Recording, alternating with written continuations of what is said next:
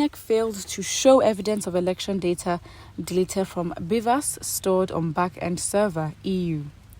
Wow, the European Union is really coming for Nigeria's neck. Well, if they're going to do anything good, this could be it.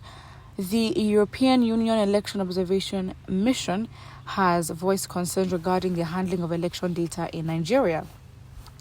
In its recent post, the group noted a controversy over the erasure of data from BIVAS following the presidential election in February 2023 and before the governorship elections in March 2023. The report mentions INEC, the body overseeing elections, did not provide clear information about what data was removed from the BIVAS machines and what was stored on the back-end server. The lack of transparency from INEC has raised doubts and concerns among election stakeholders, the EU EOM highlighted. Digital forensic expert Hitler Nwala told the Presidential Election Petition Court in Abuja that INEC purposefully deleted all BIVAS results. The BIVAS is a tool used to authenticate voters and their PVCs and biometric data like fingerprints or face recognition. Political parties have raised concerns that removing the presidential election data could put sensitive information at risk. Despite this, INEC stated that data needed to be deleted and backed up to a cloud server to repurpose the BIVAS machines for the governorship election. The PDP and the Labour Party, two major opposition groups, continue to question the integrity of the BIVAS files at the Presidential Elections Tribunal, urging INEC to be more transparent. While the EU's report echoes these concerns, it remains uncertain how INEC's decision will impact the tribunal's outcome. Well, to be honest, if Nigeria will misbehave, Nigeria will misbehave.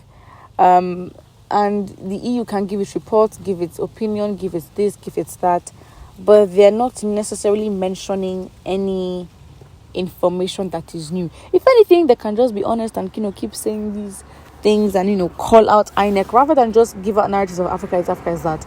If you wanted to help, call out the specific bodies that take on and are corrupt, because that's where the issues lie, and that is where if you want change to happen, it will come from those bodies specifically.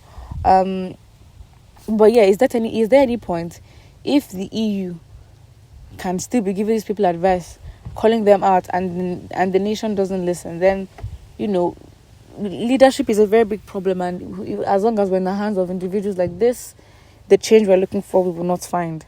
And that is why leadership is very important, and you can definitely see why Nigerians took these elections very seriously, but nothing's happened.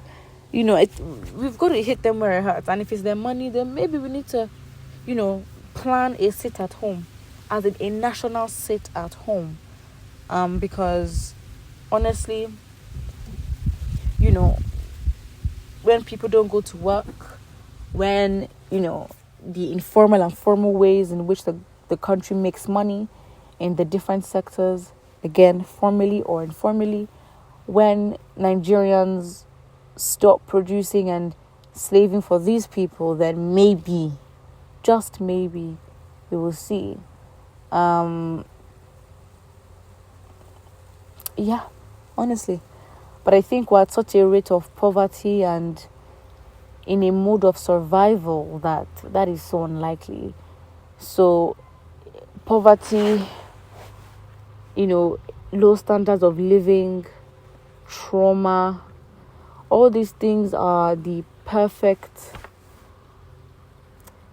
would I say distractions, but all these things are the perfect tool to hinder people from taking action, because again, is it Maslow's hierarchy of needs, food and shelter? To be honest, that's where we are. If we've sorted that out, we can go to the next level. But actually, let me actually look at the pyramid, Maslow's hierarchy. I think we are. Yeah, so physiological needs, that's air, water, shelter, sleep, and that's honestly where we are. And then on top is safety needs. So when people are still fighting for physiological needs, come on. And the self-respect that we ask for can only be achieved. Obviously, it's an ideology, but you can't tell me that it doesn't make sense. If you have your physiological needs met, safety needs met, love and belonging, friendship, intimacy, family, sense of connection. When we get to that point, that is when we can even sort out, these sort of our village people sort of mentality, because the lack of trust that we have in our societies don't make it tolerable or even safe. When, you know how people go to countries and say, oh wow, I love the culture, I love the people. If you come to Nigeria and you say the same thing, you're just lying, because the people you met just know how to party very hard and hide from their problems. That's it. And then you now look at self-esteem and self-actualization. We're so far. So when you are in a mental loop, because in a hierarchy of needs, there's no way we can ask for all these things, leadership, when someone has not eaten and you want them to go and protest or start talking about where people are or think in a certain way. And so we are in that constant loop of trying to survive. Your body gets used to that, and because things don't get better, psychologically you are literally in a loop because you keep fighting and fighting and fighting, but then nothing works.